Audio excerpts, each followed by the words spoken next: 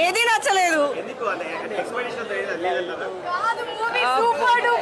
No no no utter flop ఏమీ నచ్చలేదండి.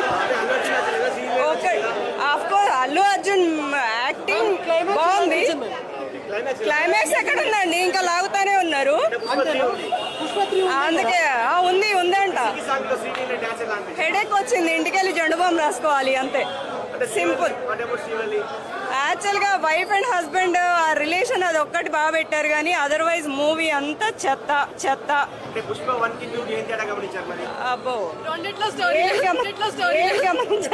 Story లేదు, time బొక్క, మనీ బొక్క. ఎందుకు నన్ను అడిగితే